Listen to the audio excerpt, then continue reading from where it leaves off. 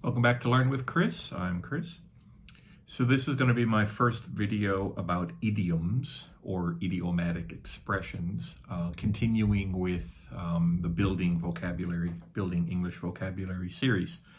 So in this particular new sub-series about idioms, I'm going to provide 3 idioms per video. I'm going to talk about them. What are they? Where do they come from? What do they mean? What situation needs to happen for you to use that idiom, and an example of that idiom. So just to kind of explain a little bit about idioms. Idioms are like expression sentences that we use that match a very specific situation. And if you're in a very specific situation, then there's probably an idiom that matches or describes that situation. So if you're telling your friends about the situation, you don't have to explain all of the details.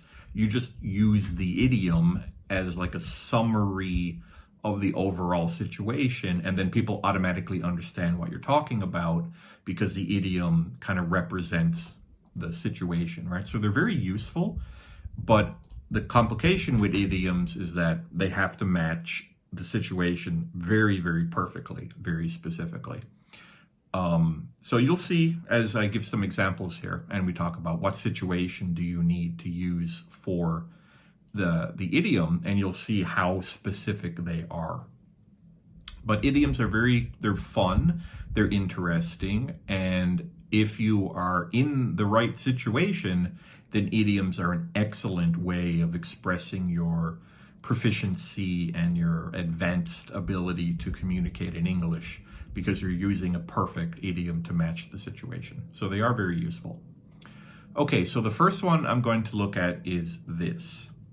Hell hath no fury like a woman scorned. Hath is an old English word. It means has. So in more modern English, you could say hell has no fury like a woman scorned, but I prefer to use the original way to say it. The origins of this idiom, it comes from a play from 1697. So this is very, very old. This is more than 300 years old. The play is called The Mourning Bride. Mourning as in sad because somebody died, not morning time. So there's a U in the word mourning, by a guy called William Congreve, I think is his name. Now, the original line from this play was, "Heaven has no rage like love to hatred turned, nor hell a fury like a woman scorned." It's quite interesting. No rage like love to hatred turned. So if love turns into hatred, in other words, if you betray a woman by potentially, cheating on her, dumping her, divorcing her, something like that, that love turns into hatred. So one of the most powerful feelings that we have, love, one of the most powerful positive feelings we have, love, can turn into one of the most powerful negative feelings we have, hatred. So this is not to be underestimated at all. So, and that's what it means. It's basically what it's saying is there's no anger, because fury, hell hath no fury. Fury means anger or rage. There is no anger more powerful or dangerous or intense than a woman who has been betrayed or wronged, particularly in the romantic sense. So if you dump your girlfriend, cheat on your wife, the rage that she would have would be stronger than anything that you would see in heaven or hell. It's a very, very powerful idiom, and it's a warning, as we'll see when we talk about the situations that you have to use it. So we use this idiom, hell hath no fury like a woman scorned, as a warning. It's a warning to men to don't betray your girlfriend or your wife. Don't cheat on your girlfriend or your wife, because her response will be very, very powerful, very angry, very dangerous.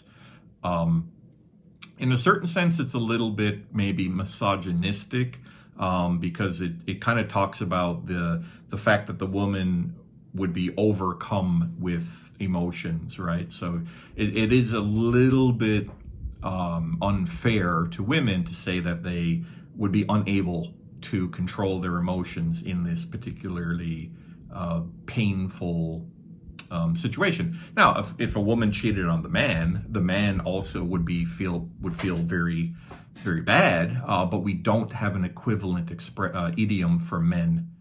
We don't have like hell hath no fury like a man scorned. We don't have an idiom for that, but we do have an idiom for women. And this, of course, would represent the idea that women are more emotional, women are more sensitive, and women are more unable to control their emotions in these types of situations. Now, of course, this play is from this idiom comes from 1697, more than 300 years ago. So that, of course, can represent the beliefs about women's emotional state at that time.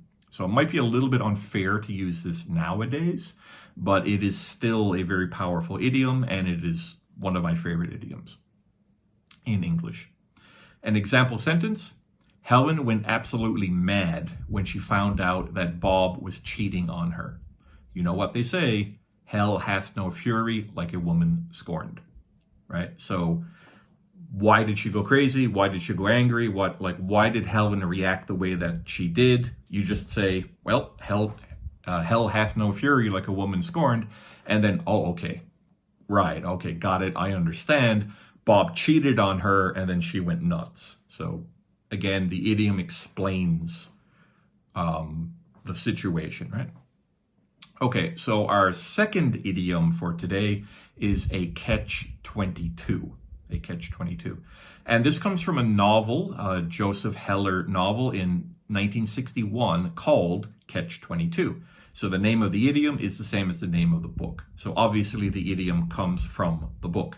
I didn't read the book, so I can't tell you exactly what idiom, what is the catch-22 in the book. I didn't read it, so I don't know. But I do find it quite interesting. So catch-22, a catch-22 is a very common idiom. Everybody knows what it means. Native English speakers will completely understand what this means. It's very, very, very common, very normal idiom. But it's interesting that it's new. 1961, it's only 60 years old. So we have a pretty new idiom, but it's completely across all English culture, right? Everybody knows what this means. So while the other one, hell hath no fury like a woman scorned, is like 330 years old. And our last idiom is really old. So it's interesting how the different times, right? So what is a catch-22? Well, it talks about if a no-win situation. So it doesn't matter what you do. If you have like three choices, I can go here, I can go here, I can go here, or I can do A, B, or C according to the situation I'm in, but all of them are bad. None of them you win. If you do A, you lose. If you do B, you lose. If you do C, you lose. You're in a no-win situation. It's impossible to win. That's a catch-22. Doesn't matter what you do, you lose. That's a catch-22. So it's very unfair, but that's life. Sometimes you won't win no matter what you do. So that's the situation that you would use it. So if you're in a situation where it's impossible to win, doesn't matter what you do, you're going to lose, then you could say it's a catch-22, or I'm in a catch-22, or this is a catch-22. So you're like complaining about the situation because it's a no-win situation. So that's a catch-22. So an example for this is, it's a catch-22. I need experience to get a job, but I can't get experience without first having a job. So that's the catch-22. It's like, okay, I'm at a job interview and they want to know how much experience I have, and I don't have any experience because I've never had a job. So it's that cycle, right? Of course, that's why maybe even another idiom, we would say something like, it's not what you know, it's who you know in relation to getting your first job, right? And that's, of course, a true situation where the first job you get maybe out of university, for example, it could be because your mother or father gets you a job or helps you get a job, or a family friend helps you get a job, because you don't have any experience and no one wants to hire you because you don't have any experience. So you can't get experience without the job. So someone helps you. A family friend will help you get your first job. And once that happens, great. You can accrue more experience over time, and then it's fine, right? Okay, our last idiom for today is Achilles' heel. Achilles' heel. Okay, this is from Greek mythology, and it's talking about the hero Achilles. So as a baby, his mother dipped him into the river Styx. It's the underworld river, to make him invulnerable to harm. But she held up the baby by the heel when she dipped him into the river. And her fingers were touching the heel, so the heel didn't touch the water, so the heel was not protected the way the rest of his body was protected and invulnerable. So he was vulnerable in his heel. The heel is,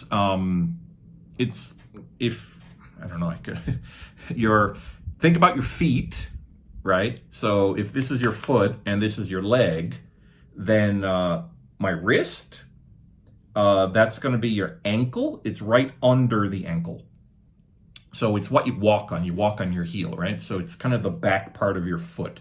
So it's a little area. It's the same idea as your wrist, but it's on your feet, right? So the palm is the same as the heel, but for your feet. So it's a part of your foot, right? It's a part of your foot. So a part of Achilles' foot was not protected when his mother dipped him into the river Styx. And of course, during the Trojan War, Paris, brother of Hector, and the one who stole Helen of Troy, Paris shot Achilles in the heel and killed him during the war. I think it was with a poison arrow. So, what does this all mean? Well, Achilles' heel is your weakness or your vulnerability. And potentially that weakness that you have can lead to your downfall, right? So it's the weakness you have that will lead to your downfall. That is your Achilles' heel. So we use Achilles' heel when we're talking about a weakness a person has, or maybe a weakness in a plan. Like you could have this great plan, we're going to do this, but there's a weakness in your plan. That's the Achilles' heel in your plan. And that could cause the whole plan to just fall apart. So it emphasizes the fact that no one is invulnerable, or no thing or no plan is perfect. And even a little weakness can cause everything to fail. So that's what it comes down to. An example sentence for Achilles' heel, and this is true for me: I was an excellent student in school, but French language was my Achilles' heel.